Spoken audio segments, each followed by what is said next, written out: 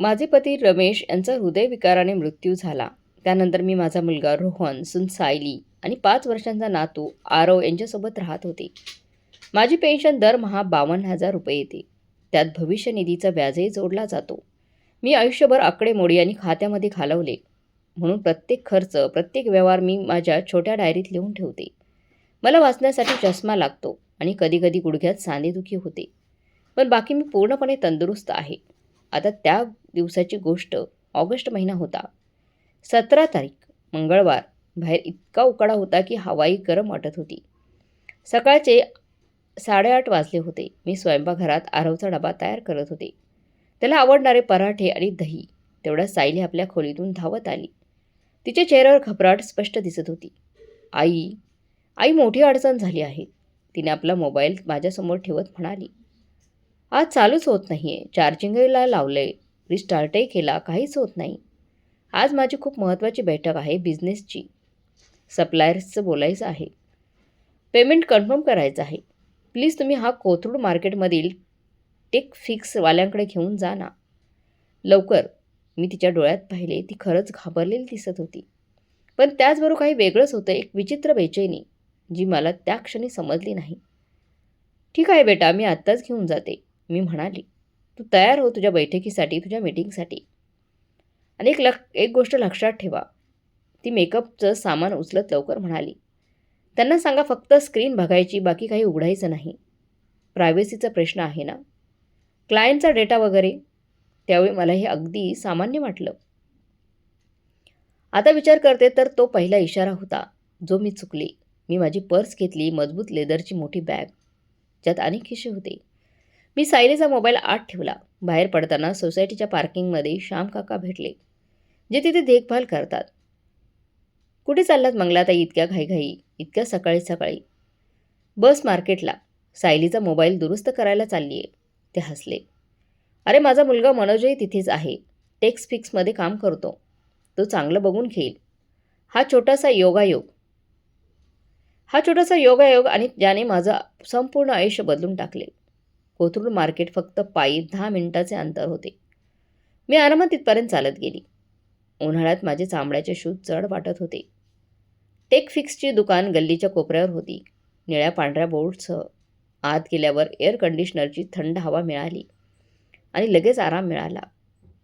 काउंटरवर एक तरुण बसला होता. वय अंदाजे 26 ते 27 असेल. बारीक चेहरा, स्वच्छ चेहरा. निळ्या कंपनीचा टी शर्टमध्ये होता तो. नमस्कार आंटी, तो म्हणाला. मी मनोज. तुम्ही डी ब्लॉकमधून ना? माझे बाबा श्याम वर्मा तुमच्या सोसायटीत पार्किंग बघतात. हो बेटा, मी आनंदित झाले. तू त्यांचाच मुलगा आहे. सकाळीच ते भेटले. सायबर सिक्युरिटीचे ट्रेनिंग घेतलेस ना? तुझे बाबा फार अभिमानाने सांगायचे. तो लाजला. हो, आता इथे काम करतो आणि पोलिसांना पण मदत करतो, कधीकधी फ्रॉडच्या केसेसमध्ये. मी तेवढा सायलीचा मोबाईल काढून ठेवला. हे बघ बेटा, चालूच होत नाही तो. काहीतरी झालंय, स्क्रीनचा प्रॉब्लेम वाटतोय. मी बघतो. त्याने मोबाईल उचलला, चार्जिंग पॉईंट तपासले, काही बटणं दाबली. मला आता पूर्ण तपासावं लागेल. थोडा वेळ लागेल. हरकत नाही, मी थांबते. मी दुकानाच्या कोपऱ्यातील प्लॅस्टिकच्या खुर्चीवर जाऊन बसली, कारण वेळ लागणार होता म्हणून. मनोजने मोबाईल एका उपकरणाला जोडले. मी त्याला बघत होते. त्याच्या बोटांच्या स्क्रीनवर फिरणं, ॲप्स उघडणे आणि अचानक त्याचा चेहरा बदलला. भुवया उंचवल्या, डोळे विस्फरले. त्याने मोबाईल जवळ ओढला, काळजीने काहीतरी वाचले आणि मग माझ्याकडे पाहिले. पुन्हा मोबाईलकडे, पुन्हा माझ्याकडं. त्याच्या चेहऱ्यावरचे भाव आजही मला आठवतात. आश्चर्य, धक्का आणि खोल काळजी. तो मोबाईलकडे वारंवार पाहत होता आणि नंतर तो म्हणाला, आंटी. तो हळूच मला चारही बाजूंकडे बघत. त्यावेळी दुकानात आम्ही दोघंच होतो. तुम्ही माझ्यासोबत आत मागच्या खोलीत येऊ शकता का? फक्त 1 मिनिट या. माझं हृदय जोरात धडकलं. काय झालं बेटा? मोबाईलमध्ये फार मोठा प्रॉब्लेम आहे का? आंटी प्लीज, इथं नाही. आत चला. आणि ही गोष्ट इथेच राहिली पाहिजे, बाहेर नाही. तो उठला. दुकानावर थोड्या वेळाने परत येऊ असा बोर्ड लावला आणि मग मला मागे एका छोट्या ऑफिस रूममध्ये घेऊन गेला. तिथे टेबल, 2 खुर्च्या आणि भिंतीवर काही सर्टिफिकेट्स लावलेली होती. आतमध्ये गेल्यानंतर त्याने दरवाजा बंद केला. आता मी खरंच घाबरली होती. मनोजने मोबाईल माझ्यासमोर ठेवला आणि स्क्रीन दाखवली नाही. आधी त्याने मला खुर्चीवर शांतपणे बसवलं. आंटी, मी आता जे तुम्हाला काही सांगणार आहे ते ऐकून तुम्हाला खूप मोठा धक्का बसेल. पण मी तुम्हाला खरं सांगतोय. कारण जर मी सांगितलं नाही तर तुमच्यासोबत खूप मोठा अन्याय होऊन जाईल. अन्याय होईल. माझे हात गोठले. बेटा, काय प्रकरण आहे? माझ्यावर अन्याय कसा होईल? त्याने दीर्घ श्वास घेतला. आंटी, तुम्हाला आत्ताच तुमचे सगळे डेबिट क्रेडिट कार्ड ब्लॉक करावे लागतील. बँकेला फोन करा, UPI बंद करा आणि घरी जाऊ नका. जोपर्यंत तुम्ही हे सगळं सेव्ह करत नाही. माझा घसा कोरडा पडला. काय काय म्हणतोयस तू? का बरं सगळं क्रेडिट कार्ड, डेबिट कार्ड बंद करायचे? त्याने मोबाईलची स्क्रीन माझ्या दिशेने फिरवली आणि जे मी पाहिलं त्यामुळे माझ्या पायाखालची जमीन सरकली. स्क्रीनवर एक फोल्डर उघडले होते. नाव दस्तऐवज बॅकअप, पण त्यात सामान्य बॅकअप नव्हता. माझ्यासमोर माझ्या तिन्ही डेबिट कार्डच्या उच्च गुणवत्तेच्या फोटो होते. पुढची आणि मागची बाजू. CVV क्रमांक स्पष्ट दिसत होता. माझा Aadhaar card, PAN card, driving licence, bank पासबुकचे प्रत्येक पान, माझ्या कोथरूड फ्लॅटचे सर्व कागदपत्र, अगदी माझ्या पुणे, कर्वे रस्त्यावरील जुन्या मालमत्तेचे दस्तऐवज, अनेक व्हिडिओ. मी ATMवर उभी आहे. पिन टाकती आहे. कॅमेऱ्याचा कोन असा की कुणी मुद्दाम रेकॉर्ड केले होते. पार्श्वभूमीत सायलीचा आवाज. आई, हळू बटन दाबा, स्पष्ट दाबा हा. हो, असेच. माझे डोके गरगर फिरू लागले. मनोजने आणखीन काही फोटो आणि व्हिडिओ स्क्रोल केले आणि मला दाखवलं. काही रिकाम्या कागदांवर माझ्या सहीचा सराव केलेल्या कॉपीज. जणू कोणी माझी सहीचा नक्कल करत होतं, शिकत होतं. हे सगळं पाहिलं आणि मग मला भीती वाटली. आंटी, मनोज हळूच म्हणाले, हे सगळं काय आहे? तुम्हाला माहीत आहे का? मी काहीच बोलू शकले नाही. माझा आवाज घशात अडकला. त्याने आणखी काही ॲप्स उघडले. हे बघा, या मोबाईलमध्ये असामान्य ॲप्स आहेत. स्क्रीन मिरर प्रो, दुसऱ्या मोबाईलची स्क्रीन बघता येते याने. कॉल रेकॉर्डर प्लस आणि हे OTP फॉरवर्ड ॲप. आंटीजी, तुमच्या मोबाईलमध्ये कधी नवीन ॲप टाकले का? कुणी काही सिक्युरिटी अपडेट किंवा बँकिंग सिक्युरिटी ॲप नावाने काही टाकलेलं आहे का? माझ्या डोक्यात विजेचा कडकडाट झाला. 6 महिन्यांपूर्वी सायली मला म्हणाली होती, आई, आजकाल खूप फ्रॉड होतात. मी तुमच्या मोबाईलमध्ये एक सिक्युरिटी ॲप टाकते. सगळे OTP सेफ राहतील आणि तुमचं मोबाईलही सेफ राहील. आणि मी तिला विश्वासाने माझा फोन दिला होता. हो, माझा आवाज कुजबूज झाला. मनोजने समजून डोके हलवले. आंटी, मी अशा केसेस आधी बऱ्याच पाहिलेल्या आहेत. कुटुंबातील सदस्याकडून सायबर फ्रॉड. या मोबाईलमधील पुरावा सांगतो की कोणी तुमची आर्थिक ओळख चोरण्याचा प्रयत्न करत आहे किंवा ती आधीच चोरली गेलेली आहे. मी थरथर कापत होते. माझी सून? आंटी, मला माहीत नाही मोबाईल कोणाचा आहे. मला हेही माहीत नाही की हे मोबाईल तुम्ही इकडे घेऊन आला तो मोबाईल तुमच्या घरचा आहे की कोणाचा. पण मालकाने हे सगळे मुद्दाम गोळा केलेले आहे. त्याने व्हॉट्सअप उघडला. एक चॅट होती ॲडव्होकेट मल्होत्रा यांच्याशी. मी मेसेज वाचले आणि माझे रक्तच गोठलं. पॉवर ऑफ अटर्नी कशी बनवायची जर ती मानसिकदृष्ट्या अयोग्य असेल तर? डिमेन्शियाचा मेडिकल रिपोर्ट लागेल का? प्रॉपर्टी ट्रान्सफरला किती वेळ लागेल? काही जलद मार्ग आहेत का प्रॉपर्टी ट्रान्सफरचे? माझ्या डोळ्यात अश्रू आले. माझे हात इतके थरथरत होते की मोबाईल धरता येत नव्हता मला. मनोजने टिश्यू बॉक्स पुढे केला. आंटी, तुम्ही मजबूत आहात. आता रडायचं नाही. कृती करायची आहे. घाबरू नका. आधी मी हे सगळं फोटो व्हिडिओ माझ्या मोबाईलला पाठवतो आणि एक पेन ड्रायव्हरमध्ये कॉपी करून ठेवतो. हे तुमच्याकडे पुरावा म्हणून राहिले आहे. दुसरे, आत्ताच बँकेला फोन करा आणि तपासा की तुमच्या खात्यातून काही अनधिकृत व्यवहार तर झाले नाहीत ना? त्याने आपला फोन काढला आणि वेगाने कामाला लागला. मी तिथेच खुर्चीवर बसून मात्र सुन्न झाली होती हे सगळं ऐकून. 10 मिनिटात मनोजने सगळे दस्तऐवज करून ठेवले. त्याने एक छोटा पेन ड्राईव्ह मला दिला आणि म्हणाला, हे सुरक्षित ठेवा. कोणालाही सांगू नका आणि आता बँकेला फोन करा. माझ्या थरथरत्या हाताने मी माझा फोन काढला. SBI कस्टमर केअरचा नंबर लावला. वाट बघत असताना मनोजने पाण्याचा ग्लास दिला. Good morning SBI customer care. मी रिया. माझा आवाज थरथरत होता. माझे नाव मंगल पवार. खाते क्रमांक. मी माझा बँकेचा खाता क्रमांक नंबर सांगितला. मला माझ्या खात्यातील अलीकडचे व्यवहार तपासायचे आहेत. हो, पण कृपया तुमची जन्मतारीख आणि रजिस्टर मोबाईल नंबर व्हेरीफाय करा. मी सगळं काही व्हेरीफाय केलं. सगळे नंबर वगैरे दिले. धन्यवाद. तुम्हाला कोणत्या कालावधीचे व्यवहार पाहिजे आहेत? मंगलाताई म्हणाल्या, मागील 2 वर्षांचे मला रेकॉर्ड्स पाहिजे आहेत. ही लांब मुदत आहे. मी तुम्हाला शेवटचे मोठे व्यवहार सांगू शकते. डिटेल ईमेल करावे लागतील. हो ठीक आहे, सांगा मला. तुमचे शेवटचे व्यवहार जो आहे तो काल 16 ऑगस्ट 48,500 काढले गेले. त्याआधी 14 ऑगस्ट 49,000, 11 ऑगस्ट 48,500. माझ्या कानात घंटा वाजू लागल्या. थांबा, हे व्यवहार कधीपासून होत आहेत? कीबोर्डचा आवाज आला. मी पॅटर्न बघते गेले. गेल्या 16 महिन्यात दर 2-3 दिवशी 48,000, 49,000 रुपयापर्यंतचे व्यवहार. एकूण 4,467 व्यवहार ऐकून 21,47,000. मी खुर्चीतून पडता पडता वाचली. मनोजने मला सावरले. 21,47,000? माझी संपूर्ण बचत, माझ्या पतीने जमा केलेले पैसे, मी काळजीपूर्वक गुंतवलेले पैसे सगळे गेले. हॅलो, तुम्ही ऐकत आहात का? फोनवर आवाज आला. हो हो. हे व्यवहार कुणी केले? कसे केले? सगळे ऑनलाईन झालेले आहेत. UPI आणि डेबिट कार्डने. OTP तुमच्या रजिस्टर मोबाईलवरून व्हेरीफाय झालेले आहेत. पण मला एकही OTP आला नाही. मी एकही व्यवहार केलेला नाही. हे गंभीर आहे. तुम्हाला त्वरित फ्रॉडची तक्रार नोंदवावी लागेल. सगळे कार्ड्स आत्ताच ब्लॉक करा. पुढील 20 मिनिटात मी माझी 3 debit card, UPI card, credit card सगळे ब्लॉक केले. प्रत्येक मिनिट माझ्या आत एक नवी सत्यता रुजवत होता.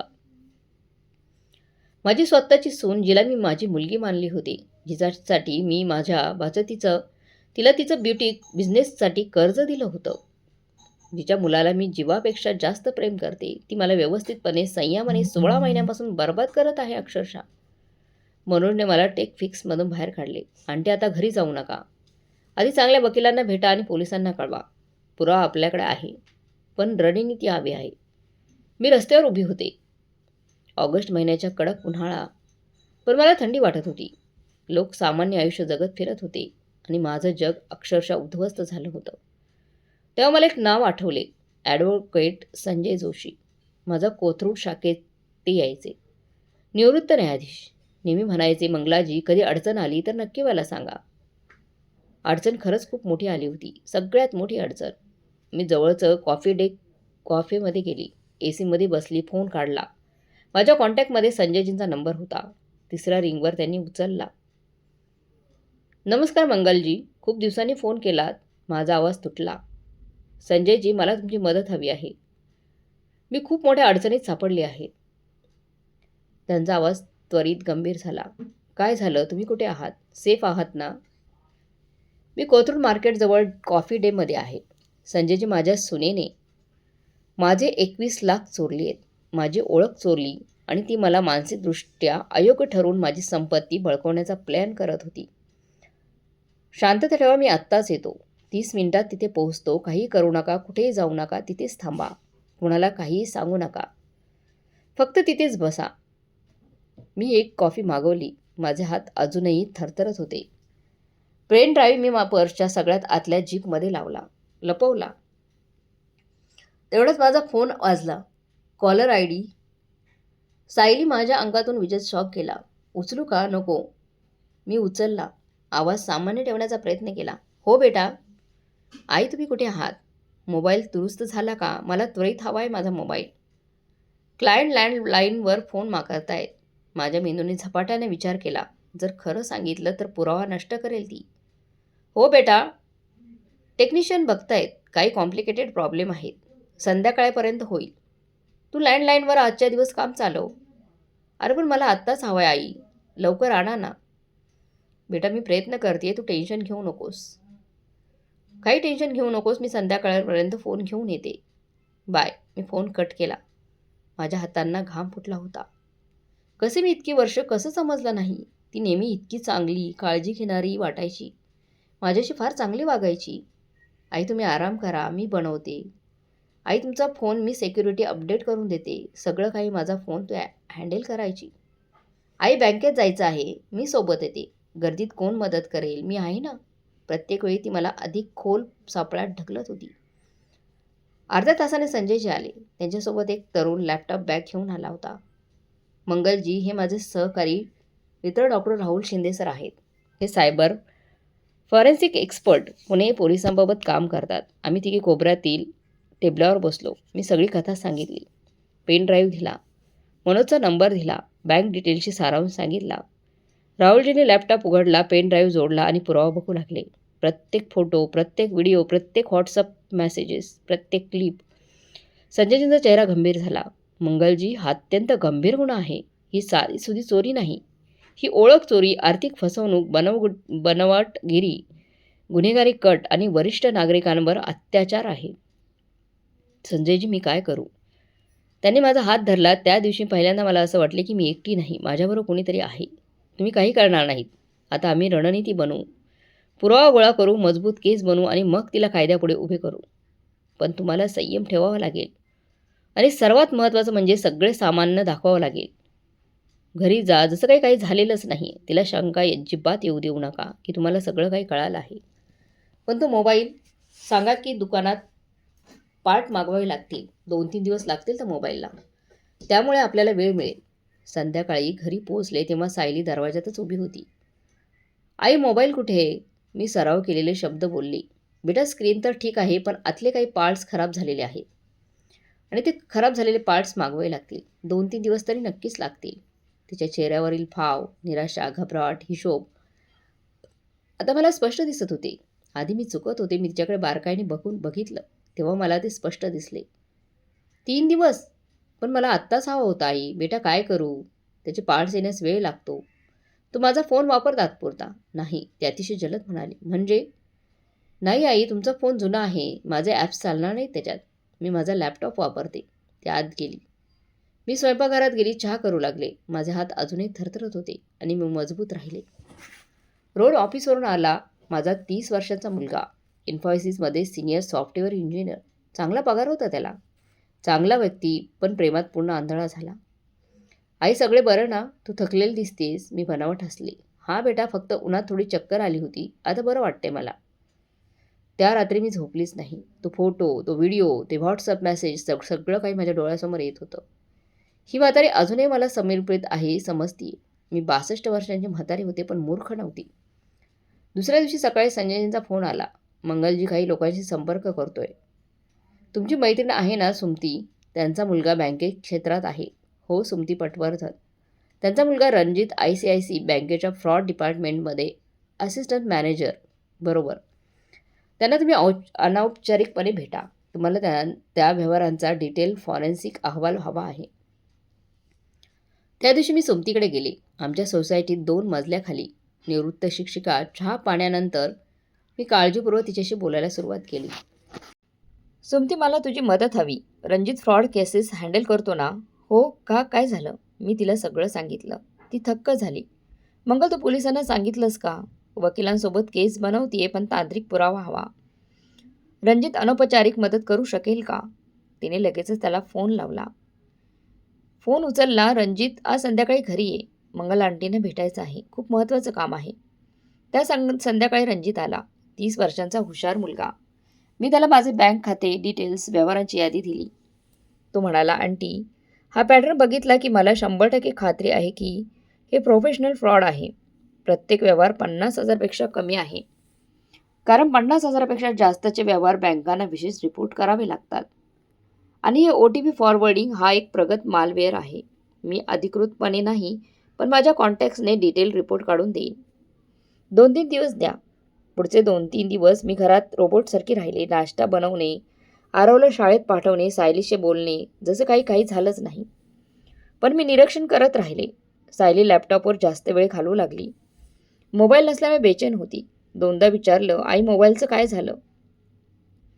मी पार्ट्स आले नाहीत असं म्हणताच तिची निराशा स्पष्ट दिसली. मी हेही पाहिलं की काही पोस्ट आल्या HDFC बँकेचे फिक्स डिपॉझिट मॅच्युरिटी लेटर. तिने ते लवकर लपवले. पण मी पाहिले माझ्या नावावर HDFCमध्ये काही FD नाही. मग हे कोणाचे? चौथ्या दिवशी रणजितने एक सीलबंद लिफाफा गुपचूप दिला. आंटी आत बघा, प्रत्येक व्यवहार कुठे गेले, कोणत्या ॲपने ॲथॉराईज केले, यात सगळे डिटेल्स आहेत. त्या रात्री मी ते अहवाल वाचला. त्यात एकूण 437 व्यवहार होते. सगळे एका बनावट ॲपद्वारे. पैसे एका खात्यात गेले होते, ज्या खातेदाराचं नाव होते सायली पाटील. तिचे आडनाव लग्नापूर्वी. HDFC बँक, कोथरूड शाखा. सध्याचे बॅलन्स 14,83,000. पुरावा ठोस आणि निर्विवाद होता. पुढच्या आठवड्यात संजयजींनी एक बैठक आयोजित केली. मंगलजी, संजयजी, राहुलजी आणि प्रॉपर्टी ॲडवायझर विजय देशमुख. विजयजी, सायली तुमच्याकडे कधी आली होती? विजयजींनी मान खाली घातली. मंगलजी, मला खूप अपराध वाटते. मी तेव्हा रिपोर्ट केले नाही, पण मला काहीतरी गैर वाटले होते. काय झाले होते? 3 महिन्यांपूर्वी सायली माझ्या ऑफिसला आली होती. म्हणाली त्यांची सासू म्हणजेच तुम्ही डिमोशियाने ग्रस्त आहात, स्मृती जाती आहे आणि त्यांनी प्रॉपर्टी ट्रान्सफर करायची आहे. त्यांनी काही मेडिकल रिपोर्ट्स दाखवले. डॉक्टर सुनील कुलकर्णी यांची. म्हणाले की तुम्ही निर्णय घेण्यास असमर्थ आहात. मी म्हणालो यासाठी योग्य प्रक्रिया आहे, कायदेशीर कागदपत्रे लागतील. तिने विचारले बँक डिटेल कागदपत्रे बनवता येतील का? तेव्हा मला शंका आली. मी नकार दिला. ती संतापून गेली आणि त्या मेडिकल रिपोर्ट्स राहुलजी म्हणाले मी व्हेरीफाय केले. डॉक्टर कुलकर्णी खरे डॉक्टर आहेत, पण त्यांनी तुम्हाला कधी तपासले नाही. सही बनावट आहेत. बनावट मेडिकल रिपोर्ट, बनावट सही, प्रॉपर्टी फ्रॉडचा प्रयत्न. यादी वाढतच होती. मंगलजी, संजयजी म्हणाले आता आपल्याला घरात आणखी पुरावा हवा. काही संशयास्पद दिसले का? हो, तिच्या खोलीत काही कागदपत्रे आणि लॅपटॉप आहे. पण मी कसे? जासूस बनायचं नाही. संजयजी हसले. पण नैसर्गिकरित्या काही दिसले तर फोटो काढा. कथेला आणखी ट्विस्ट येणार आहे. पुढच्या आठवड्यात एक दुपारी सायली तिच्या मैत्रिणींसोबत किटी पार्टीला गेली होती. रोहन ऑफिसला, आरव शाळेत. मी घरात एकटीच होते. माझं हृदय जोरात धडकत होतं. मी सायलीच्या खोलीत गेले. चुकीचे वाटत होते. मी कधी कोणाच्या प्रायव्हसीचा भंग केला नव्हता, पण परिस्थिती आत्ताची वेगळी होती. मी तिच्या अभ्यासाचा टेबलचा ड्रॉवर उघडला. त्यात काही फाईल्स होत्या आणि काही बँक स्टेटमेंट्स. पण त्या माझ्या बँकेच्या नव्हत्या. HDFC बँक खातेदार सायली पाटील. बॅलन्स होता 14,83,000. माझे हात थरथरले. मी फोनने प्रत्येक मानाचा फोटो काढला. आणखी एक फाईल, प्रॉपर्टी दस्तऐवज, कोथरूड फ्लॅटचे. त्यात एक पॉवर ऑफ अटर्नी ड्राफ्ट. माझ्या नावाने रोहन पवारला पूर्ण अधिकार देत आणि खाली माझी सही. पण ती सही मी कधी केलीच नव्हती. ती माझी बनावट सही होती. अचानक खाली दरवाजाची बेल वाजली. सायली लवकर परत आली. मी घाईने फाईल परत ठेवली. ड्रॉवर बंद केला आणि बाथरूमचा बहाणा करून खाली आली.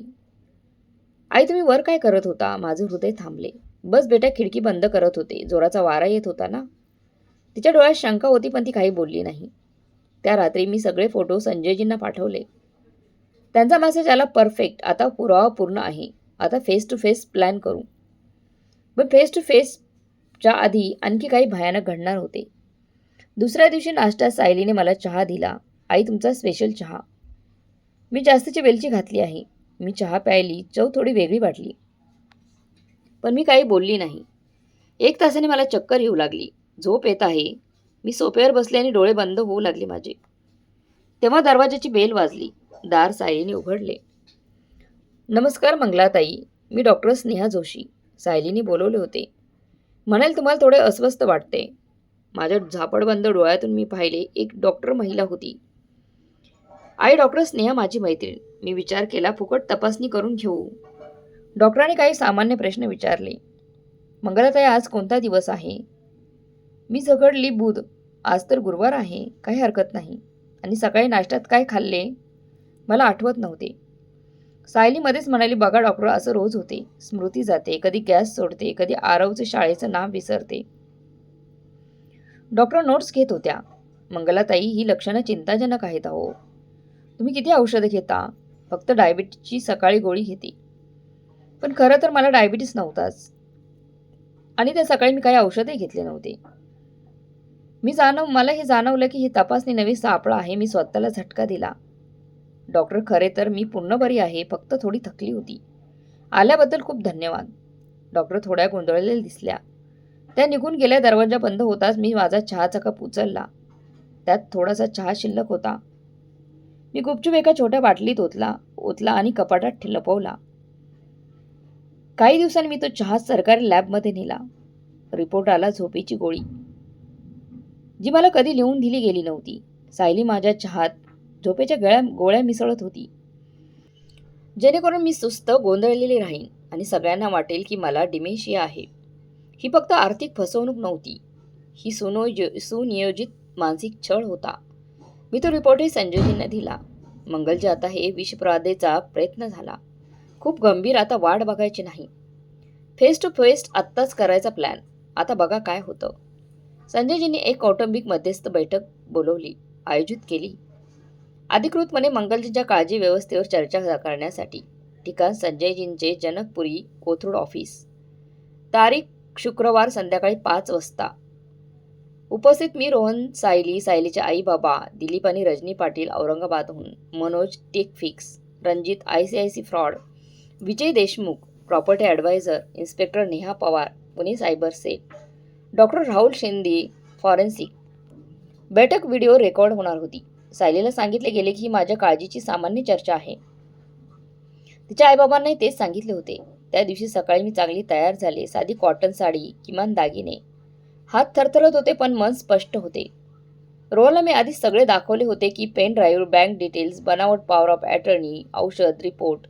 जेव्हा त्याने पाहिले की त्याची बायको माझ्या कार्डचं फोटो काढते, व्हॉट्सअपवर ही म्हातारी लिहिते बनावट मेडिकल रिपोर्ट, त्याचा चेहरा पांढरा पडला होता. आई, मी इतका आंधळा कसा होतो? बेटा, प्रेम आंधळ करतं आणि काही लोक खूप चांगले नकाब घालतात. पण आरव, याचं काय होणार? आधी न्याय मग उपचार. संध्याकाळी आम्ही संजयजींच्या ऑफिसला पोहोचलो. मोठा कॉन्फरन्स रूम होता. लांब टेबलवर सगळे पुरावे ठेवलेले होते. Print out, bank statements, fraud highlighted, सायलीच्या फोनमधील फोटोज, व्हॉट्सअप चॅट, बनावट मेडिकल रिपोर्ट, औषध अहवाल आणि मध्यभागी ती छोटीशी पेन ड्राईव्ह. सायली तिच्या आईबाबांसोबत आकर्षक ड्रेस, परफेक्ट मेकअप आणि आत्मविश्वासाने हसत आली. नमस्कार संजयजी, नमस्कार आई, नमस्कार रोहन. अगदी सामान्य. दिलीप काका निवृत्त लष्करी कर्नल आणि रजनी काकू थोडे घाबरलेले वाटत होते. कृपया बसा, संजय म्हणाले. जसे सगळे बसले, सायलीची नजर टेबलावर गेली आणि तिचा चेहराच बदलला. तिने कागदपत्रे, फोटो, स्वतःच्या फोनचे स्क्रीनशॉट्स पाहिले. हे काय आहे? तिच्या आवाजात पहिल्यांदाच भीती होती. श्रीमती सायली पवार, संजयजी शांत पण ठाम आवाजात म्हणाले. ही बैठक तुमच्यावर गंभीर आरोप असल्यामुळे बोलवण्यात आली आहे. आर्थिक फसवणूक, ओळख चोरी, बनावटगिरी, विषबाधेचा प्रयत्न आणि मालमत्ता बळकावण्याचा कट. ही बैठक तुम्हाला संधी देण्यासाठी आहे. तुमचं म्हणणं मांडण्याची, खरे कबूल करण्याची आणि परिणाम समजून घेण्याची. मला काही समजत नाही. हा काय विनोद आहे? सायली हसण्याचा प्रयत्न करत होती, पण हसू फिके पडले. इन्स्पेक्टर नेहा पवारने बॅज दाखवला. हा विनोद नाहीये. मी पुणे पोलीस सायबर सेलमधून आहे. ही प्राथमिक चौकशी आहे. सायलीचा चेहरा पांढरा पडला. संजयजींनी फोल्डर उघडले. चला पुरावा बघूया. हा तुमचा मोबाईल, जो मंगलजी दुरुस्तीसाठी घेऊन गेल्या होत्या. टेक्निशियन मनोज परब यांना छुपा फोल्डर सापडला. दस्तऐवज, बॅकअप, त्यात काय होते? मोठ्या स्क्रीनवर फोटो दाखवले गेले. माझं डेबिट कार्ड, CVV दिसत होता. सायलीने तोंड उघडले, बंद केले. मंगलजींचा आधार, पॅन, पासबुक, प्रॉपर्टी पेपर्स आणि व्हिडिओ, ज्यात मंगलजी ATMवर पिन टाकतात आणि तुम्ही मुद्दाम रेकॉर्ड करत मदत करता. मी सिक्युरिटी बॅकअपसाठी ठेवले होते हे छुप्या फोल्डरमध्ये. राहुलजी म्हणाले, माझ्यासमोर खोटे बोलू नका. तुमचा फोनमध्ये screen mirror, pro call recorder plus आणि बनावट SBI ॲप आहे. हे सगळं आर्थिक फ्रॉडची साधनं आहेत. दिलीप काका थक्क होऊन म्हणाले, सायली, हे खरं आहे का? सायलीच्या डोळ्यात अश्रू आले. पप्पा, मला माहीत नाही कसं आलं. कुणी हॅक केलं असेल. तुमचे व्हॉट्सअप मेसेजेस इन्स्पेक्टर नेहा यांनी प्रिंटआउट उचलले. ॲडव्होकेट मल्होत्रा यांच्याशी पॉवर ऑफ अटर्नी कसे बनवायचे जर ती मानसिकदृष्ट्या अयोग्य असेल. हे तुमचे शब्द आहेत. आणि हे रणजितने बँक स्टेटमेंट ठेवली होती. 437 व्यवहार, 21,47,000, सगळे बनावट ॲपने. पैसे सायली पाटील यांच्या खात्यात पोहोचले होते, ज्याचा सध्याचा बँक बॅलन्स 14,83,000 आहे. हे सगळं ऐकून रजनी काकू रडू लागल्या. सायली आता खरंच रडत होती. मी सांगणार होते आम्हाला पैशांची गरज होती.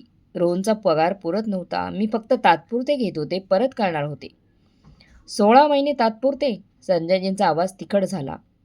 आणि बनावट मेडिकल रिपोर्ट? त्यांनी कागद उचलला. डॉक्टर कुलकर्णींचा डिमेशिया आहे म्हणून? विजयजी तुम्ही सांगा. विजयजी म्हणाले ती माझ्याकडे आली होती. सासूला डिमेशिया आहे म्हणाली. बँक डेटेड कागदपत्रे विचारली. मी नकार दिला. आणि मी पहिल्यांदा बोलली. आणि तू माझ्या चहात झोपेच्या गोळ्या मिसळत होती जेणेकरून मी गोंधळलेली, सुस्त राहीन आणि सगळ्यांना वाटेल की मला डिमेशिया झाला आहे. मी औषध अहवाल टेबलवर ठेवला. त्या खोलीत खूप मोठी शांतता पसरली. दिलीप काकांच्या डोळ्यात अश्रू होते. तू हे केलंस?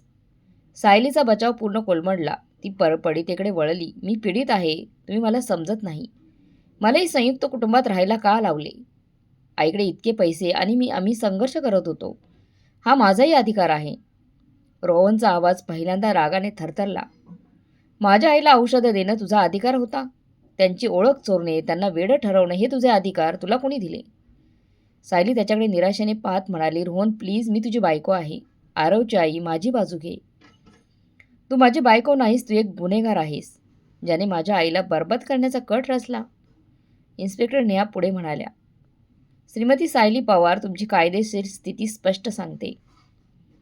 IPS 411, 420 फसवणूक, 437, 438 बनवाटगिरी, 328 विषबाधा, 406 गुन्हेगारी विश्वासघात आणि गुन्हेगारी कट, एकत्रित शिक्षा 7 ते 12 वर्षे कैद आणि मोठा दंड.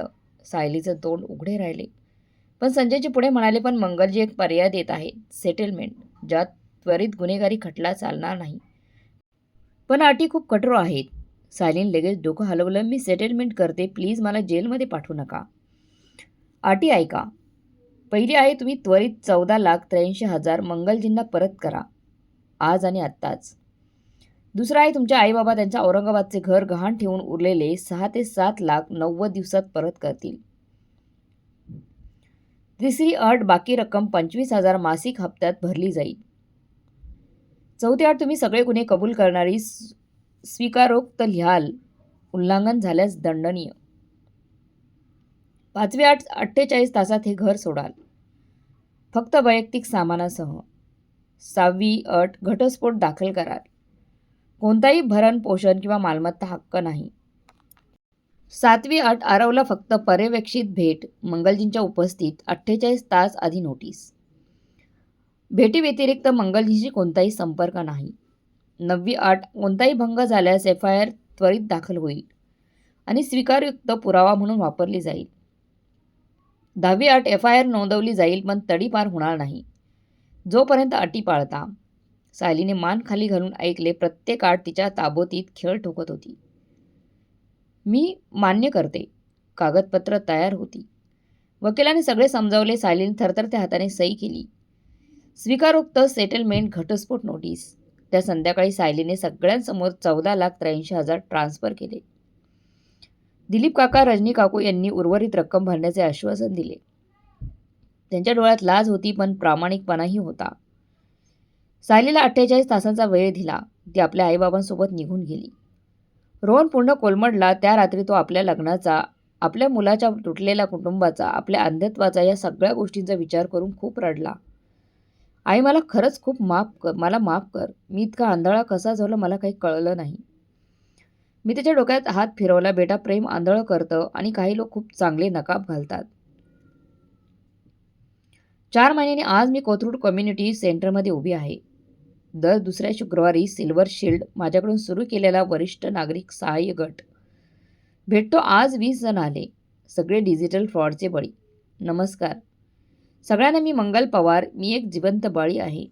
मी माझी कथा सांगितली की कशी माझ्या सुनेने मला टार्गेट केलं, मी कशा प्रकारे पुरावे गोळा केले आणि कसा मला स्वतःलाच न्याय मिळवून दिला. लोकांच्या डोळ्यात आशा दिसते. बैठकीनंतर एक वृद्धग्रस्त माझ्याकडे आले. मंगलजी, माझ्यासोबतही माझा भाचा. मी म्हणाले, बसा, सांगा, आपण एकत्र बाहेर पडू. या 4 महिन्यात मी RWA 4 बैठका, डिजिटल सिक्युरिटी वर्कशॉप्स, पश्चिम पुण्यातील 4 सोसायट्यांमध्ये कार्यक्रम केले. महाराष्ट्र विधानसभेच्या वरिष्ठ नागरिक फ्रॉड समितीपुढे साक्ष दिली. 14,83,000 सायलीकडून परत मिळाले. उरलेले हप्त्यात येत आहे. मी घरात बायोमेट्रिक लॉक्स, CCTV, फक्त आर्थिक व्यवहारांसाठी स्वतंत्र फोन बसवला. मनोजला पुणे पोलिसांचा कौतुकपत्र मिळालं. मी त्याच्या ॲडव्हान्स सायबर सिक्युरिटी फोर्सची फी भरली. तो आता सोसायटीचे सिक्युरिटी ॲडवायझर आहे. दिलीप काका, रजनी काकू दर रविवारी आरवला घेऊन येतात. पर्यवेक्षित भेट, थोडा औपचारिक पण आदरपूर्ण. ते मेहनत करून हप्ते भरतात. त्यांचं घर गहाण आहे. लाज दिसते पण प्रामाणिकपणा खरा आहे. आरवला आता हळूहळू समजते आहे की मी त्याला तितकंच प्रेम देते, कदाचित जास्त, कारण तोही बळी आहे. रोहन सायकोलॉजिस्टकडे जातो. सहपालकत्व शिकतो. तो त्याच्या कृतीने विश्वास पुन्हा बांधतो. घराची डागडुजी, सिक्युरिटी सुधारणे, गटाच्या बैठकीत मदत करून एकदा म्हणाला, आई तू इतकी मजबूत कशी ग? बेटा मी मजबूत नाही, मी फक्त ठाम आहे. स्वतःसाठी नाही, ते अजूनही गप्प पीडित आहेत त्यांच्यासाठी. आणि सायली घटस्फोट अंतिम झाला. ती औरंगाबादला आईबाबांकडे राहते. संपर्क नाही. तिचं बुटीक बंद झालं. कुणी म्हणतात तिला पश्चाताप आहे, कुणी म्हणतात फक्त पकडल्या गेल्याचा. मला माहीत नाही. मला जाणूनही घ्यायचं नाही तिच्याबद्दल. न्याय मिळाला, धडा शिकला, समुदाय तयार झाला. आज सकाळी पुणे पोलीस सायबर सेलचा ईमेल आला. ते मला त्यांच्या जागरूकता मोहिमेत सामील करू इच्छितात. शाळा कॉलेजात बोलवायचे. मी होकार दिला. कारण माझं ध्येय आता फक्त पैसे परत मिळवणे नाही, दुसऱ्यांना वाचवणं होतं. शिक्षित करणं, सक्षम करणं. मी दररोज 3 ते 4 ईमेल मिळवते. मंगलजी माझ्यासोबतही घडतंय, मदत करा, मी घाबरलेली आहे. आणि मी प्रत्येकाला उत्तर देते. कारण मला माहीत आहे तो धक्का, तो विश्वासघात, तो आपलेच आपल्याला बर्बाद करतायत हा एक अहसास.